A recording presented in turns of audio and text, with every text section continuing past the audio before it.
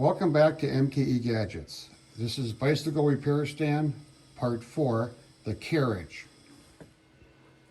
So in the first video, I made the clamp, and this will clamp onto your seat post.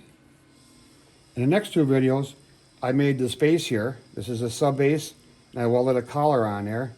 And today we're going to start mirroring these two together. So this has to go onto the column, and it's going to move up and down. And that's where this plate of steel comes in. It's 1/2 inch thick, 8 inches wide, 9 inches tall. Because it's almost square, I went in there and I stamped it. I don't know if you can see that T for top, and I put a little red magic marker on there. So these two plates are right up and down on here on bearings. And this will clamp in between it. So it comes from the metal supplier a little bit long, and we got to drill and tap some holes. The best way to do that is the Bridgeport mill. So I measure this length. It's 9 1/8 inches. I need it 9 inches. I put red dye on here, and I'm machined for cleanup. So when all the red dye is off of here, it should be all nice and shiny. I'm taking 25 thousandths of an inch in a pass. I'm going to flip it around and do the other side to get this dimension 9 inches. This is already at 8 inches. Let's make some chips.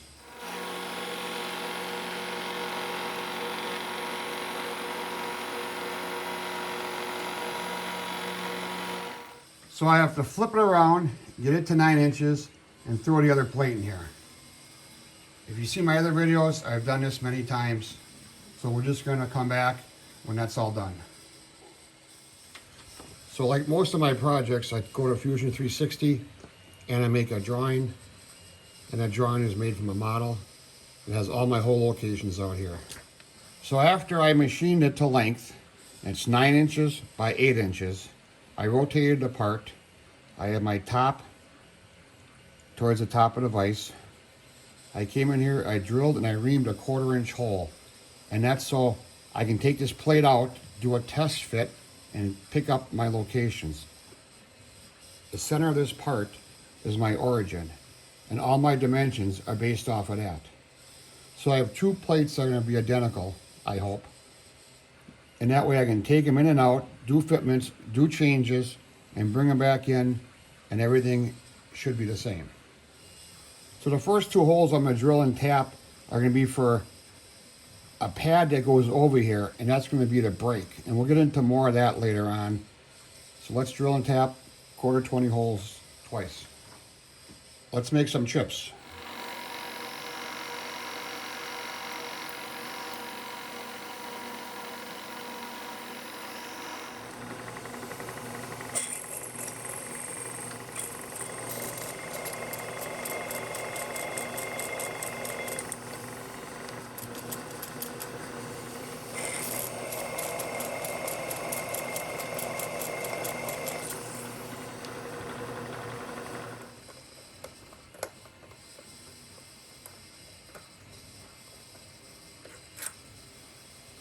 So next I have to drill 4 holes in the corners, and that's for my axle.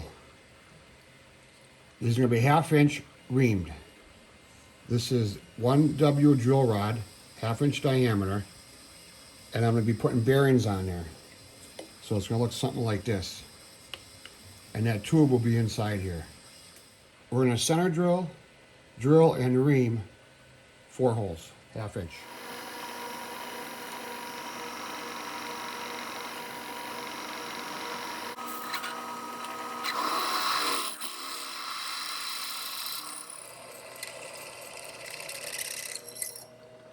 So I measured the diameter of this, and it's a 1/2 thou under 1/2 inch. So I'm going to ream the hole out 4.99, and we'll see if this fits.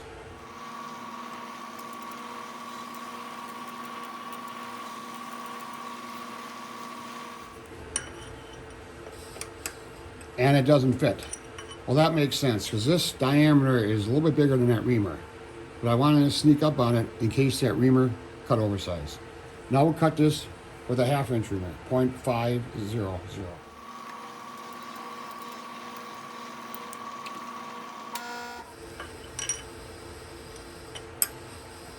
It kind of wants to start, but I don't want this to be a press fit because I'm going to put this together and take it apart many times. Let's go 501.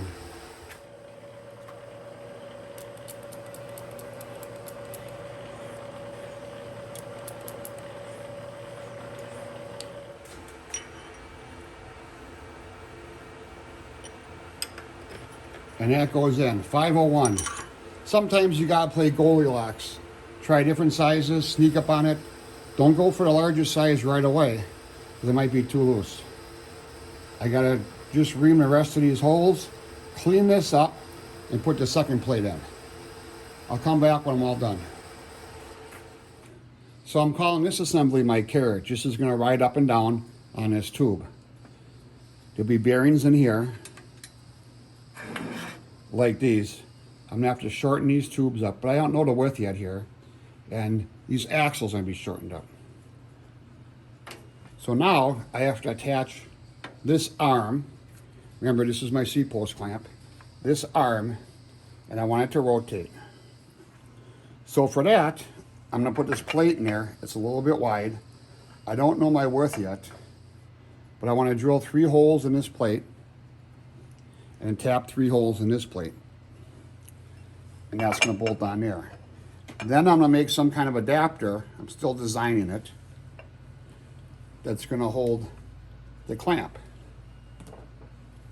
So another feature, I drilled and tapped these 2 1/4 holes, and this is a 1/4 hole. And this is gonna be my brake cover, and that's gonna bolt on there. This hole will be opened up to 1 inch. And this is gonna be my brake shoe. I'm gonna turn this down a little bit and cut it off. And that will sit in there. That will be on there, bolted on. A threaded hole here and 2 through holes here for a clamp, 1 on each side. So this will be my braking system. So this whole carriage doesn't slide down. So now I gotta go back to the Bridgeport mill and do some more hole work. I just wanted to mock it up to see how I'm doing so far. And so far, I think it looks pretty good. So I'm gonna take these 2 side plates off. We're gonna go back to the Bridgeport mill and make some more chips. 3 holes on each side, center drill, drill a 1/4 inch, and a little chamfer. Let's make some chips.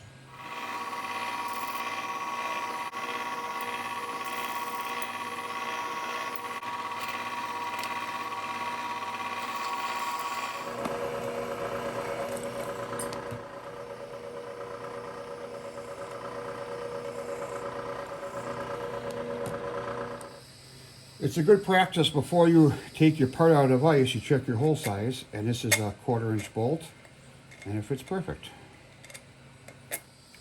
So with all 6 1/4 inch holes drilled, now I want to drill out this hole 1 inch, and that's going to be for my brake shoe. This is 1 inch aluminum, and I'm going to cut it on a lathe about 1/2 inch thick, and that will go in there. To do this, I'm going to drill this out with my biggest drill, and then I'm going to change over to end mills. Let's make some chips.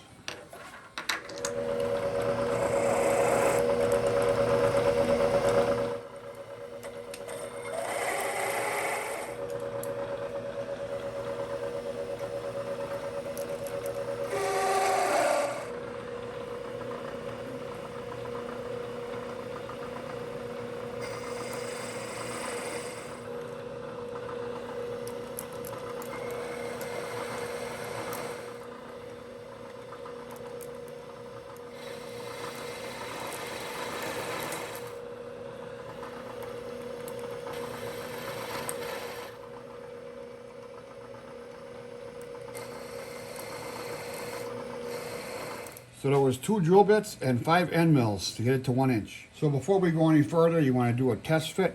This part will be my brake shoe. I'll cut it off about 1/2 inch. And look at that, it goes in there. There's one last feature I'd like to add. Now these plates are going to be pointy and they'll be sliding up and down on that bike lift. And I want to put a radius on there.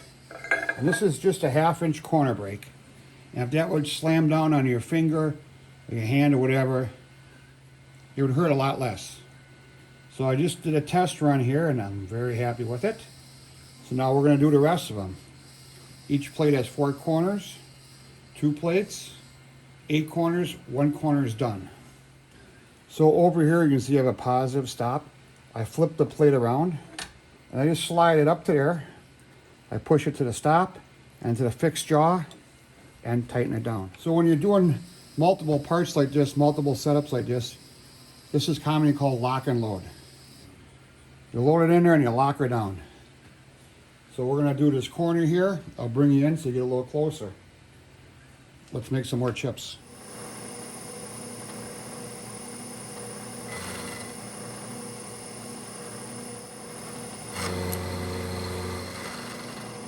Once the radius is all finished, I'll take it out of the vise, just clean it up and deburr any sharp edges.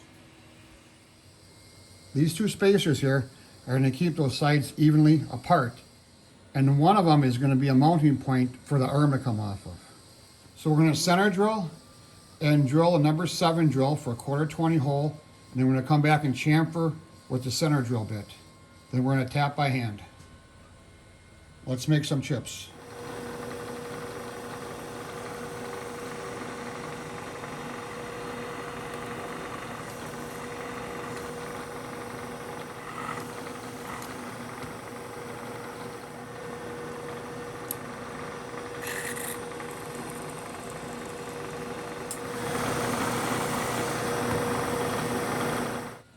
And now we tap by hand.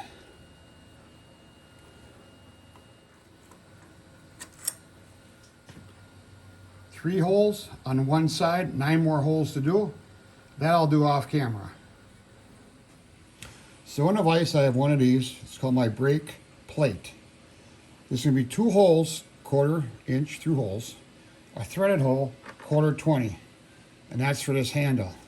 But what we got to do, drill 3 holes.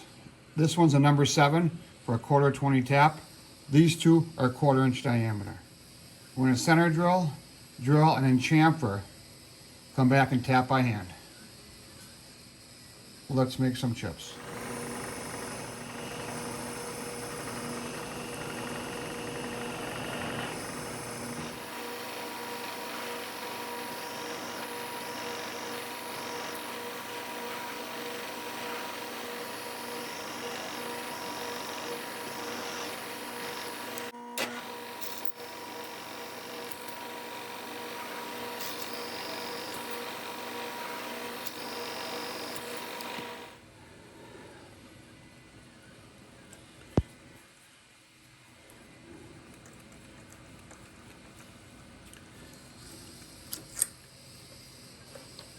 Always good to check your threads before you get too far along.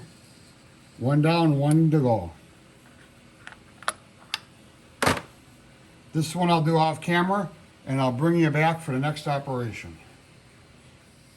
So after drilling and tapping it, now I want to put full radiuses all the way around, all 4 corners. For that I got a very used 4-fluid high-speed end mill. And we're going to do this about 8 passes. I'm only going to show a couple. So to come and do a bunch of kind of like racetrack passes.